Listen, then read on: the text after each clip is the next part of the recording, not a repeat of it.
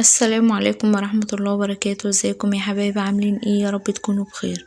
النهاردة يا بنات هنعمل مع بعض كده الجبنة الكريمي في البيت، يعني حاجة كده اقتصادية وسهلة وسريعة خالص وطعمها تحفة، يعني حرفيا كده ألذ وأطعم من الجاهزة. ما شاء الله الجبنة كريمي معايا ولونها فاتح وجميلة جدا. أنا هنا عندي جبنة قريش زي ما انتوا شايفينها كده، ومعايا نص كوباية من الزيت وربع كوباية من اللبن، ومعايا معلقتين لبن بودرة، ومعايا معلقتين زبدة سايحة، ونص ليمونة. انا هنا كده عندي جبت الكبة هحط فيها الجبنة، ممكن عادي تعملها في درق الخلاط عادي. بعد كده هنزل بالجبنة معايا في الكبة.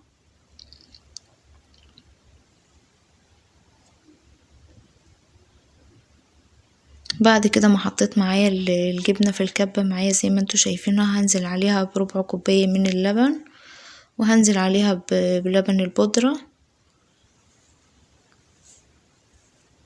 وبعد كده هحط معلقتين الزبدة، اهم حاجة لازم تكون الزبدة سايحة. وبعد كده هنزل بنص كوباية من الزيت. ما شاء الله يا بنات، عايزة اقولك ان الجبنة دي طعمها تحفة تحفة صراحة، يعني احسن من الجاهزة بكتير يعني. وبعد كده هحط نص عصرة ليمونة معايا، وبعد كده هضربهم في الكبة معايا.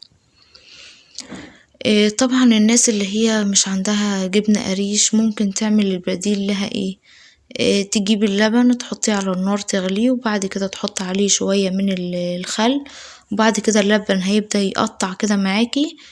بعد كده هتصفيه من الشرش اللي فيه، وتحط الجبنة اللي قطعت معايا دي تحطها في الشاشة وتصفيها كويس، وممكن تعمليها جبنة قريش زي ما انتوا شايفينها كده.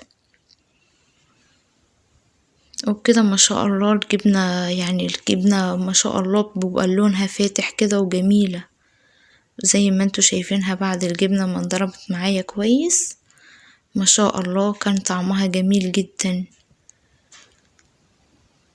ده القوام بتاع الجبنة اهو زي ما انتوا شايفينها يا بنات. اللهم بارك يا رب، كان طعمها جميل خالص.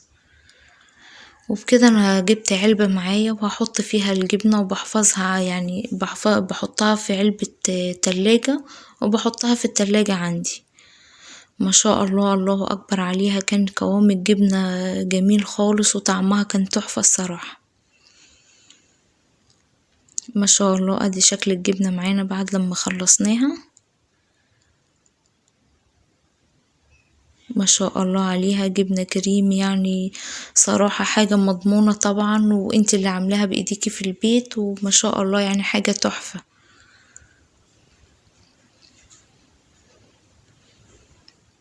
ولو اول مرة بتشوفي قناتي ياريت تشتركي في القناة وتفعلي زر الجرس عشان يوصلك كل جديد، واشوفكم في فيديو جديد ان شاء الله. والسلام عليكم ورحمة الله وبركاته.